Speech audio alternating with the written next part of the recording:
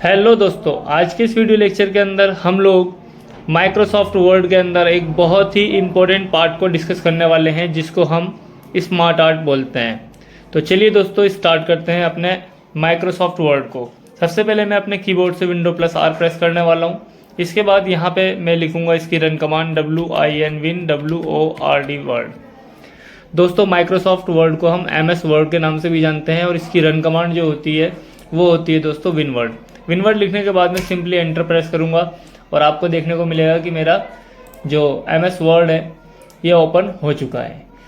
तो दोस्तों आज के इस वीडियो लेक्चर के अंदर हम लोग इंसर्ट के अंदर स्मार्ट आर्ट को डिस्कस करेंगे। इसके अंदर हम छोटे से छोटे और बड़े से बड़े पॉइंट को डिस्कस करेंगे। वीडियो लेक्चर हो सकता है थोड़ा सा लेंदी हो जाए, बट 10 वीडियो देखने से अच्छा है कि आप एक वीडियो देखिए और मास्टर बन जाइए। तो चलिए दोस्तों मैं स्टार्ट करता हूँ। सिंपली मैं माउस की हेल्प से लेफ्ट क्लिक करूँगा। आपको देखने को मिलेगा इस तरीके से एक छोटा सा पॉपअप विंडो ओपन हो जाएगा और यहाँ पे आपको काफ़ी तरह के आपको आर्ट्स नज़र आ जाएंगे, ग्राफिक्स नज़र आ जाएंगे। पहला जो ऑप्शन है दोस्तों वो हमारा ऑल का है। तो ऑल के अंदर आपको देखने को मिलेंगे सभी तरह के ग्राफिक्स इसके अंदर प्रेजेंट होते हैं, बट आपको पर्टिकुलर किसी एक पॉइंट को डिस्कस करना है तो आप देख सकते हैं। अगर लिस्ट वाइज देखना है तो इसके अंदर अपने डेटा को आप रिप्रेजेंट कर सकते हैं लिस्ट वाइज। सेकंड जो ऑप्शन है हमारा प्रोसेस का है।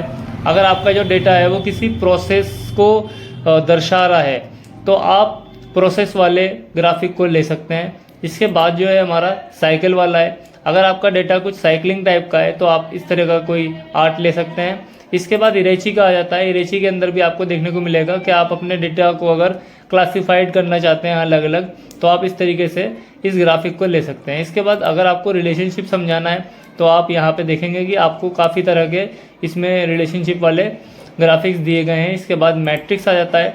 अगर आपका कोई मैथमेटिक्स डेटा है तो आप मैट्रिक्स में उसको इस्तेमाल कर सकते हैं। नेक्स्ट जो है हमारा पिरामिड है। अगर आप पिरामिड को लेते हैं तो पिरामिड में आपको देखने को मिलेगा आप अपने डेटा को पिरामिड में भी रिप्रेजेंट कर सकते हैं। इसके बाद पिक्चर का ऑप्शन आ जाता है। आप पिक्चर वाइज भी अपने डेटा को रिप्रेजेंट कर सकते हैं। और लास्ट में जो है हमारा वो है office.com। तो इसमें भी आपको मिक्स ग्राफिक्स देखने को मिल जाते हैं। तो चलिए दोस्तों मैं आपको कोशिश करता हूँ इसके सारे टूल समझाने की। और हिरेची में से मैं ये वाला जो मेरा ग्राफिक है मैं इस पर सिंपली लेफ़्ट क्लिक करूँगा और इसे ओके कर देता हूँ। जैसे ही मैं ओके करूँगा तो आपको देखने को मिलेगा वो जो डिज़ाइन था हमारा ग्राफिक था वो यहाँ पे प्रेजेंट हो चुका है।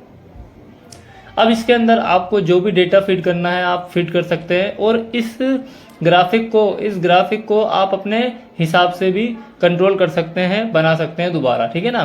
सिंपली आपको यहाँ पे कॉर्नर पर क्लिक करना है। आपको देखने को मिलेगा इसकी एक टेक्स्ट पेन ओपन हो जाएगा। यहाँ पे आप टेक्स्ट लिखोगे तो वो ऑटोमेटिक यहाँ पे लिखा हुआ आएगा, ठीक है ना। पहले मैं इसे पूरे को डिलीट कर देता हूँ, हटा देता हूँ यहाँ से और आपको ये बनाना सिखाता हूँ सबसे पहले। चलिए यहाँ पे मान लीजिए मैं अपने डेटा को खुद ही कस्टमाइज़ करूँगा। मैं यहाँ सबसे पहले लिखता हूँ कंप्यूटर, ठीक है ना। कंप्यूटर लिखने के बाद में अब मुझे कंप्यूटर को क्लासिफाइड करना है तो इसके लिए मैं सिंपली कीबोर्ड से एंटर प्रेस करूँगा और आपको देखने को मिलेगा कि एक और बॉक्स आपको देखने को मिल जाएगा यहाँ पे। लेकिन मैं कंप्यूटर को अलग अलग क्लासिफाइड करना चाहता हूँ तो मैं चाहता हूँ कि ये सेकंड वाला पार्ट है ये इसके नीचे आए, पार्टीशन में आए। तो इसके लिए मैं कीबोर्ड से अपने टैब बटन को क्लिक करूंगा और आप देखेंगे कि ये इसका एक पार्ट बन चुका है, ठीक है ना। तो अब यहाँ पे सिंपली मैं इसको नाम दे सकता हूँ। कंप्यूटर के 2 पार्ट होते हैं, एक होता है हार्डवेयर, मैंने इसे हार्डवेयर नाम दे दिया है, ठीक है ना। और दूसरा जो होता है दोस्तों वो सॉफ्टवेयर होता है। दूसरा लेने के लिए आपको क्या करना होगा, एंटर प्रेस करना होगा और आप देखेंगे एक सेकेंड पार्ट भी इसका आ जाएगा। अब यहाँ पर मैं सिंपली लिख देता हूँ सॉफ्टवेयर। चलिए तो कंप्यूटर के मैंने दिखा दिया आप लोगों को कि 2 पार्ट्स कैसे बनाए जाएंगे। सिंपली आपको सेकंड पार्ट बनाने के लिए जैसे मान लीजिए मैं दोबारा से रिपीट करता हूँ, हम लोगों ने कंप्यूटर लिखा। इसके बाद जैसे ही एंटर प्रेस करोगे तो एक और आपको बॉक्स इसके बराबर में देखने को मिलेगा। लेकिन आप इसके बराबर में नहीं चाहते हैं, आप इसका सब डिवीज़न चाहते हैं, ठीक है ना। तो आप इसको टैब का बटन आप प्रेस करेंगे और आप देखेंगे इसका पार्ट बन जाएगा। जब यहाँ पे आप हार्डवेयर पे आ जाओगे दोबारा एंटर मारोगे तो आपको देखने को मिलेगा कि इसका भी पार्ट बन चुका है। तो इस तरीके से आप इसकी पार्टीशन कर सकते हो, ठीक है ना। अब मान लीजिए आपको हार्डवेयर के भी पार्टीशन करना है तो सिंपली आपको हार्डवेयर पे क्लिक करना है और आपको यहाँ पे एक ऑप्शन देखने को मिलेगा ऐड शेप का। यहाँ पे आप कॉर्नर पे क्लिक करेंगे और यहाँ पे आपको देखने को मिल जाएगा ऐड शेप बिलो। जैसे आप इस पर क्लिक करते हैं तो आपको देखने को मिलेगा कि हार्डवेयर के नीचे भी एक इसका सब पार्ट बन चुका है। तो हार्डवेयर के अंदर मैं एग्जांपल लिख सकता हूँ। हार्डवेयर का एग्जांपल हमारा माउस बहुत अच्छा एग्जांपल है, ठीक है, माउस हो गया है। इसके बाद में अब मुझे एक और पार्ट लेना है, तो इसके बाद में मान लीजिए अगर मैं बिलो लेता हूँ तो बिलो का मतलब होगा माउस के नीचे एक पार्ट बन जाएगा। लेकिन मैं बिलो नहीं लेना चाहता हूँ, मैं इसके बराबर में लेना चाहता हूँ, हार्डवेयर का एक और एग्जांपल लेना चाहता हूँ। तो इसके लिए मुझे ऐड शेप आफ्टर लेना पड़ेगा। जैसे मैं ऐड शेप आफ्टर लूँगा तो इसके बाद, आफ्टर मतलब इसके बाद में एक मुझे बॉक्स देखने को मिल जाएगा और इसके अंदर मैं एक और एग्जांपल लिख सकता हूँ। जैसे कि मान लीजिए मैंने कीबोर्ड लिख दिया, ठीक है जी, मैंने कीबोर्ड लिख दिया। तो जिस तरीके से मैंने हार्डवेयर के 2 पार्ट बनाए हैं, अब मैं चाहता हूँ सॉफ्टवेयर के भी 2 पार्ट बन जाएं। तो मैं सिंपली सॉफ्टवेयर पे क्लिक करूँगा और ऐड शेप पे जा करके और ऐड शेप बिलो कर दूँगा। तो आपको देखने को मिलेगा इसका एक पार्ट यहाँ भी बन चुका है। तो सॉफ्टवेयर के अंदर मान लीजिए मैंने विंडो लिख दिया, विंडो एक पार्ट हो गया इसका। और अब इसके बाद आप जानते हैं मैं दोबारा यहाँ जाऊँगा और इसके बाद ऐड शेप आफ्टर कर दूँगा। तो इसके बाद इसका भी एक और पार्ट बन जाएगा। विंडो के बाद मान लीजिए मैंने एक्सेल लिख दिया, एक्सेल भी एक सॉफ्टवेयर है, ठीक है। तो ये आपको देखने को मिलेगा कि इस तरीके से आप अपने हिसाब से भी इसे कस्टमाइज कर सकते हैं, ठीक है ना। अब रही बात इनके बाकी के 2 ऑप्शंस की, ये तो आपको समझ में आ गया होगा। आफ्टर का मतलब ये है इसके बराबर में एक पार्ट बन जाएगा और ऐड शेप बिलो का मतलब ये है कि इसके नीचे एक पार्ट बन जाएगा। जैसे मान लीजिए एक्सेल के नीचे भी आपको एक पार्ट बनाना है तो आप सिंपली यहाँ पे बिलो पे क्लिक करेंगे तो आप देखेंगे कि यहाँ पे इसका एक पार्ट बन जाएगा। मैं फिलहाल इसे डिलीट कर देता हूँ। अब इसके जो बाकी के 2 ऑप्शंस थे, इसका क्या काम है दोस्तों। मान लीजिए आप यहाँ पे कोई बॉक्स लेना चाहते हैं तो आप वो कहाँ लेना चाहते हैं, इसके आगे या इसके पीछे। अगर मैं बिफोर क्लिक कर देता हूँ तो आपको देखने को मिलेगा इसके पहले एक बॉक्स बन जाएगा। मैं इसे डिलीट कर देता हूँ। और अगर मैं बात कर लूँ आफ्टर की, ठीक है, बिफोर है और एक अबव है। अबव का मतलब होगा इसके ऊपर बन जाएगा। ये हाल तो मैंने आपको बता दिया था, आफ्टर वाला और ये वाला, ठीक है ना। बिफोर का मतलब पहले बन जाएगा, अबव का मतलब इसके ऊपर बन जाएगा एक पार्ट। ये देखिए, अबव मतलब इसके ऊपर एक पार्ट बन जाएगा, ठीक है ना। तो ये चारों ऑप्शन आई होप आप लोगों को समझ में आ गए होंगे। आप इजीली इसे कर सकते हो। इसके नीचे जो नेक्स्ट ऑप्शन है ये टेक्स्ट पेन का है, ये जो यहाँ पे आपको दिख रहा है टेक्स्ट पेन, ठीक है ना। आप यहाँ से इसको हाइड भी कर सकते हो और इसे दोबारा ला भी सकते हो, ठीक है ना। और सिंपली आप यहाँ पे क्लिक करके भी इस काम को कर सकते हैं, ठीक है ना। चलिए, आई होप आपको ये बहुत अच्छे समझ में आ गया होगा। अब हम आगे बढ़ते हैं। एक है हमारा प्रमोट और इसके नीचे आपको दिखेगा डिमोट।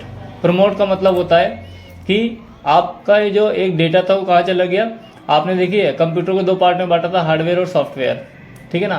प्रमोट मतलब यहाँ इसका जो पार्ट था सॉफ्टवेयर वाला वो इसके ऊपर जा चुका है, ठीक है ना।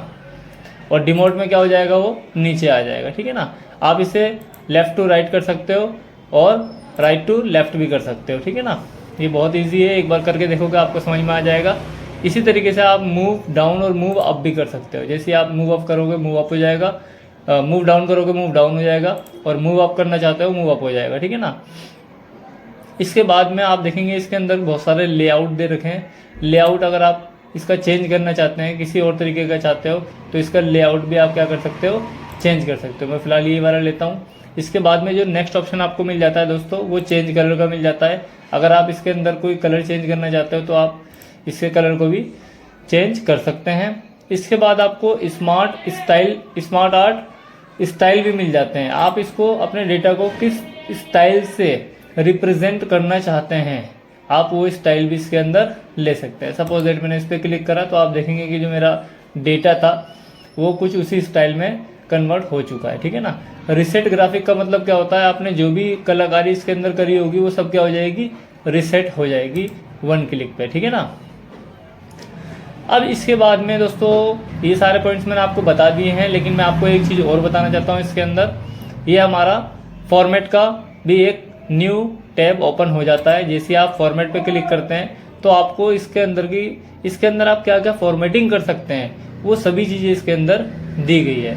जैसे मान लीजिए मैं कंप्यूटर वाले पे क्लिक करता हूँ और यहाँ पे आता हूँ चेंज शेप पे, तो मैं जिस शेप को लेना चाहूँ उस शेप को ले सकता हूँ। और ये जो मेरा कंप्यूटर वाला जो एक रेक्टेंगल बना हुआ है, ठीक है ना, ये उसी स्टाइल का बन जाएगा। जैसे मैंने इस पर क्लिक करा तो आप देखेंगे इस स्टाइल का बन चुका है ये।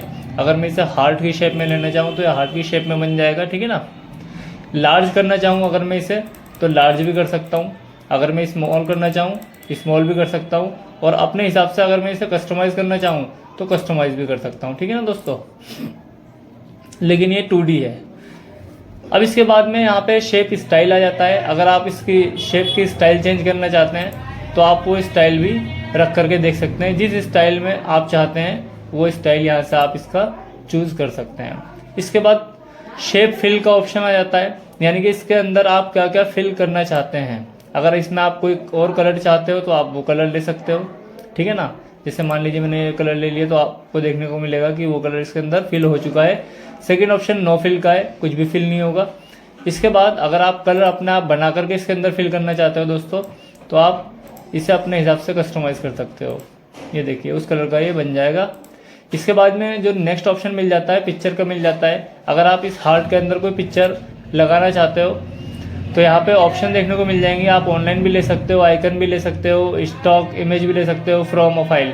मैं फ्रॉम अ फाइल को चूज़ करता हूँ। मेरे पास बहुत सारी एडवांस में पिक्चर्स हैं इसमें, तो मैं वही एक पिक्चर यहाँ पे रेंडमली लगा देता हूँ। तो ये पिक्चर आपको देखने को मिलेगी इसके अंदर फिल हो चुकी है।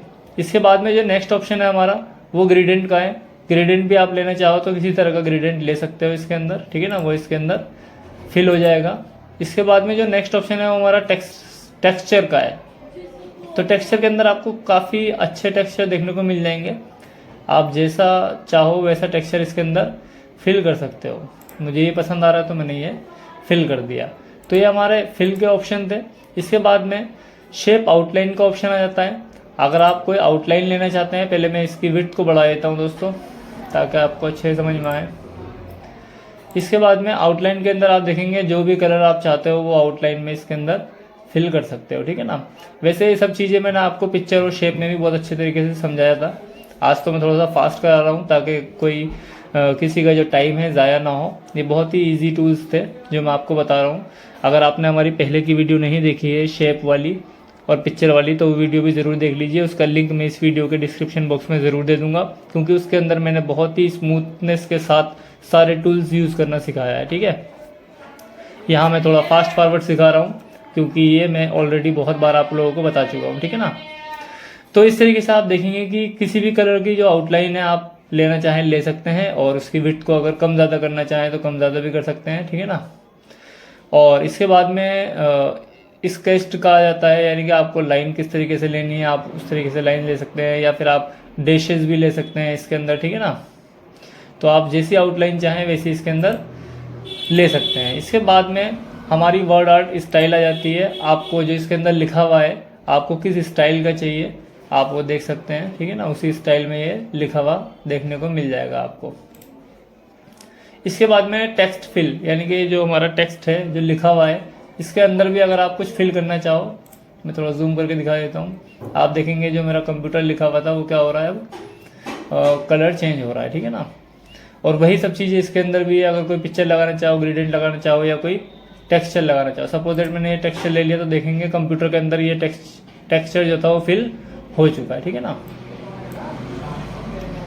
अब इसके बाद में जो नेक्स्ट ऑप्शन है ये हमारा टेक्स्ट का ही है दोस्तों। टेक्स्ट का आउटलाइन आप कैसा चाहते हो आप वैसा ले सकते हो। मैं इसकी विड्थ को पहले बढ़ा देता हूँ।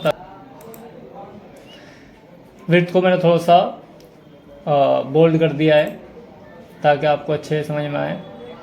इसके बाद में आप जैसी भी चाहें विड्थ ले सकते हैं, और आप देखेंगे कि जितने भी टेक्स्ट थे मेरे वो क्या हो गए डॉटेड में आ चुके हैं, क्योंकि मैंने डॉट वाला ऑप्शन सेलेक्ट किया था। मैं इसे सिंपल लाइन ले लेता हूँ, ठीक है ना। ये हमारे टेक्स्ट के क्या थे सारे ऑप्शंस थे। इसके बाद में ऑल टू टेक्स्ट का मतलब होता है आप इसे नाम क्या देना चाहते हैं। जो भी नाम देना चाहते हैं यहाँ पे सिंपली नाम लिख दीजिए, इसका और कोई यूज़ नहीं होता है, ठीक है ना। जो भी आप नाम लिख दोगे वो नाम हो जाएगा। जैसे मान लीजिए मैंने यहाँ पे लिख दिया माई आर्ट लिख दिया, ठीक है ना। अब इसको मैं बंद कर देता हूँ। अब मैं अगर दोबारा इस पर क्लिक करूँगा तो आपको देखने को मिलेगा यहाँ पे माई आर्ट ही लिखा हुआ दिखेगा, ठीक है ना। इसका नामकरण होता है, जो मैं नाम लिखूँगा वो इसके अंदर सेव हो जाएगा। इसके बाद जो हम नेक्स्ट ऑप्शन करने वाले हैं वो पोजीशन का करने वाले हैं। इसके लिए मैं इसको हाइड कर देता हूँ।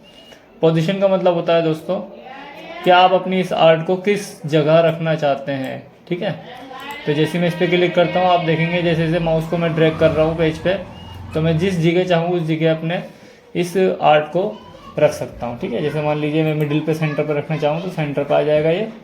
इसके बाद रैप टेक्स्ट, इसके सारे ऑप्शंस मैंने आपको बहुत ही अच्छे तरीके से बताए थे शेप में और आर्ट में, शेप में और पिक्चर में। तो अभी फ़िलहाल मैं ये डिस्कस यहाँ पर नहीं करूँगा, बहुत लंबी वीडियो हो जाएगी। और बाकी के ऑप्शंस भी बहुत ईजी हैं जो मैंने उस वीडियो लेक्चर के अंदर आप लोगों को बताए थे। आप एक बार वो वीडियो ज़रूर देख लीजिए, क्योंकि ये मैंने बहुत ही फास्ट कराया है। अगर मैं ये सब डिस्कस करूँगा तो हमारा ये जो वीडियो लेक्चर है वो बहुत ही लेंदी हो जाएगा। दोस्तों, स्मार्ट आर्ट के अंदर जो भी इम्पोर्टेंट बातें थी वो मैंने बहुत अच्छे तरीके से आपके साथ डिस्कस की है। यदि आपका कोई डाउट बनता है किसी भी तरह का, तो आप कमेंट बॉक्स में ज़रूर कमेंट डालिए, आपके डाउट क्लियर करे जाएंगे।